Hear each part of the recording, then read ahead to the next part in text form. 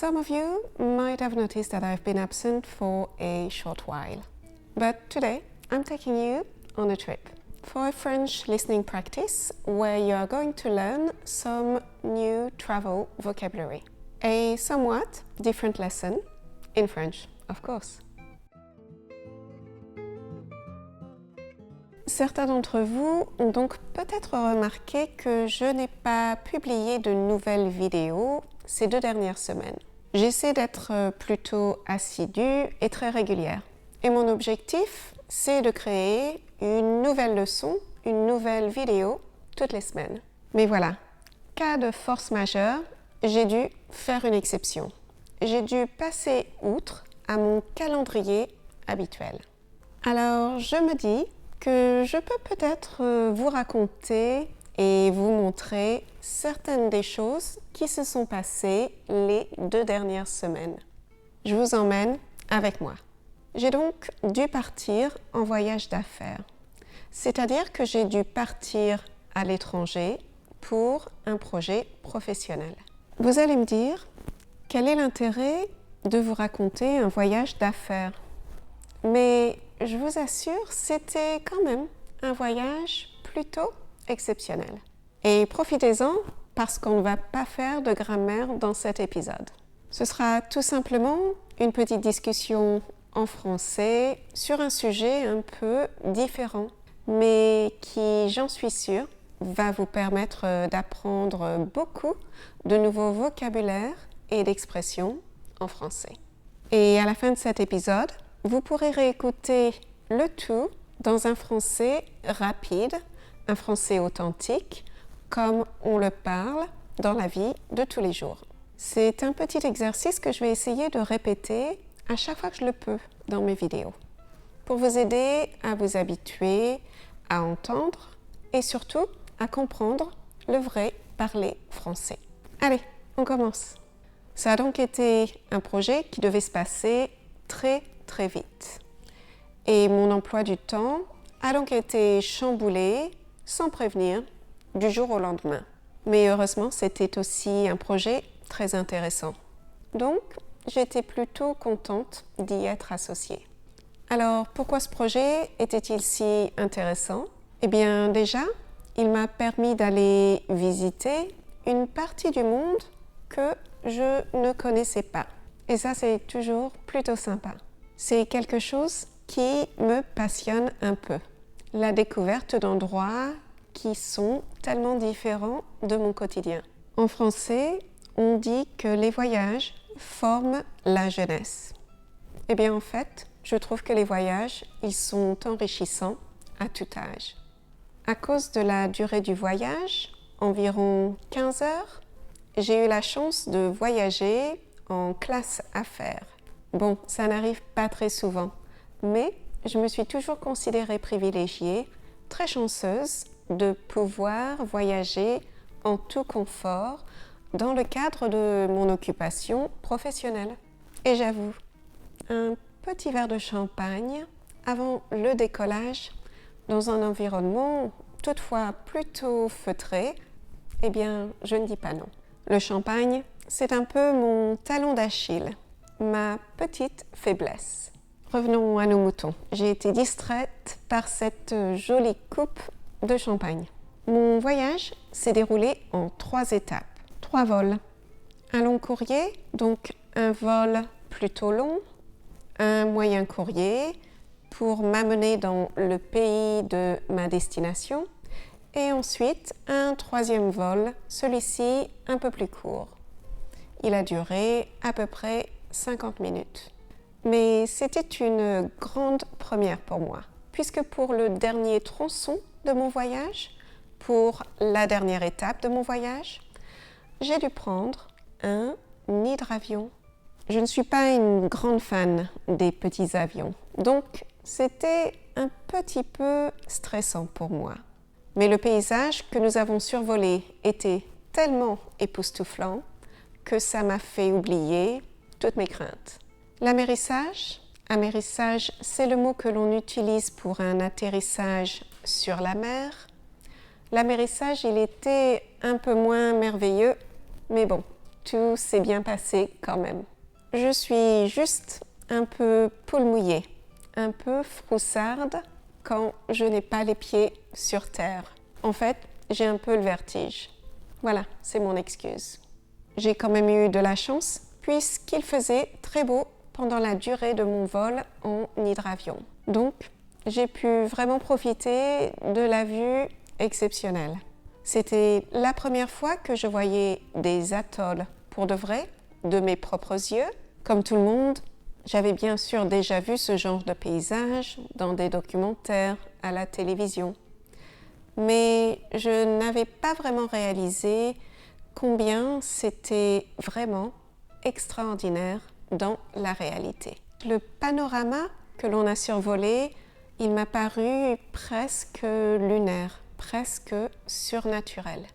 Alors, comme on dit, j'en ai vraiment pris plein les yeux. Une fois arrivée, j'étais vraiment très fatiguée par ce si long voyage. En français, on pourrait aussi dire j'étais crevée ou j'étais éreintée. Mais j'ai fait de mon mieux pour essayer de me mettre à l'heure locale tout de suite pour éviter de souffrir du décalage horaire. Et en fait, ça a plutôt bien marché. Malheureusement, je suis arrivée à ma destination au début de la saison des pluies, au début de la saison de la mousson. Donc on a eu 2 jours de temps un peu capricieux. Mais le côté positif de la chose, c'est qu'un ciel orageux, c'est vraiment beaucoup plus agréable et beaucoup plus impressionnant à côté d'une eau limpide et d'une plage de sable blanc. Même avec le mauvais temps, la vue reste tout de même imprenable. Et les autres choses exceptionnelles pendant ce voyage, les trajets en hors-bord tous les jours. Un hors-bord, c'est un bateau à moteur qui va très vite. Des trajets sous le soleil, sous la pluie, de jour, de nuit. Me rendre sur mon lieu de travail avec ce mode de transport, plutôt que de faire le trajet en voiture ou en bus, c'était quand même un petit peu spécial. Bon, par souci d'objectivité, je dois admettre que j'ai aussi parfois eu un peu le mal de mer.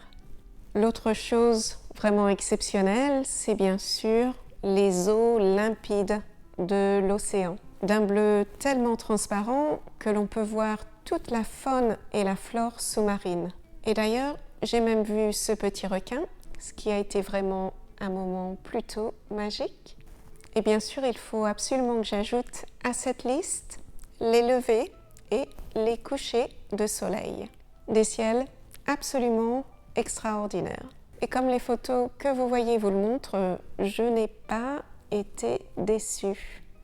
Chaque jour, le ciel était plus beau que le jour d'avant.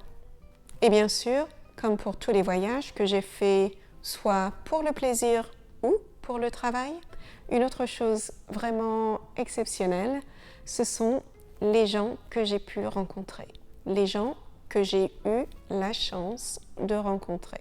Voilà, on recommence en français rapide cette fois-ci, mais ne vous inquiétez pas, j'ajoute la transcription en support visuel pour vous aider si vous en avez besoin. N'hésitez pas à écouter ce segment plusieurs fois, une première fois avec l'aide du support visuel et une deuxième fois peut-être juste avec l'audio pour voir combien de français authentique, de vrai français comme on le parle en France, vous arrivez à comprendre. Et je vous rassure, c'est tout à fait normal de ne pas tout comprendre, même après plusieurs écoutes. Mais sachez que plus vous vous exposez à ce français de tous les jours, plus vous vous habituerez, plus vous serez à l'aise pour le comprendre.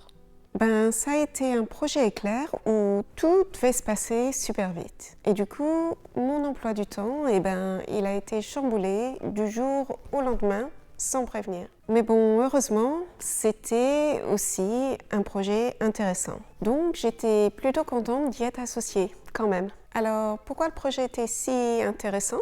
Déjà, il m'a permis d'aller visiter une partie de notre monde que je ne connaissais pas. Et ça, c'est toujours plutôt sympa. En français, on dit que les voyages forment la jeunesse. Et en fait, les voyages sont des expériences enrichissantes à tout âge. Alors, à cause de la durée du voyage, environ 15 heures, j'ai eu la chance de voyager en classe affaires. Bon, oui, mais ça n'arrive pas souvent. Et je me suis toujours considérée privilégiée de pouvoir voyager avec autant de confort avec mon job. Bon, ok, j'avoue, un petit verre de champagne avant le décollage, je dis pas non. Eh bien oui, le champagne, c'est un peu ma petite faiblesse. Allez, revenons à nos moutons. Donc, mon voyage s'est déroulé en 3 étapes, 3 vols. Un long courrier, donc un vol un peu long. Un moyen courrier pour arriver dans le pays de ma destination. Et puis enfin, un 3e vol. Celui-ci, plus court, à peu près 50 minutes. Mais c'était quand même une grande première pour moi, puisque pour ce dernier tronçon de mon voyage, j'ai dû prendre un hydravion. Je suis pas une grande fan de tous ces petits avions, donc c'était quand même un peu stressant. Mais le paysage époustouflant qu'on a survolé, il m'a vraiment fait oublier toutes mes craintes. L'amérissage, il était un petit peu moins merveilleux, mais bon, tout s'est quand même bien passé. En fait, je suis un peu froussarde quand j'ai pas les pieds sur terre. Et en fait, j'ai un peu le vertige. C'était la première fois que je voyais des atolls pour de vrai, de mes propres yeux. Comme tout le monde, j'ai bien sûr vu ce genre de paysage dans les documentaires à la télé. Mais je m'étais pas imaginé combien c'était encore plus extra en vrai. Le panorama qu'on a survolé, il m'a paru presque lunaire, presque surnaturel. Alors, j'en ai pris plein les yeux. Voilà. Qu'est-ce que vous en avez pensé? Comment vous en êtes-vous sortis? Comme je vous l'ai dit, n'hésitez pas à revenir sur la 2e partie de cette vidéo en français réel, en français authentique, plusieurs fois. Pour remarquer où nous, les Français, on avale nos mots, pour vous habituer aux liaisons et comment elles changent les mots, ou tout simplement pour devenir familier avec tous ces petits mots, ces petits sons de remplissage que l'on utilise. Vous aurez peut-être remarqué que je ne vous ai pas dit quelle était la destination de ce voyage.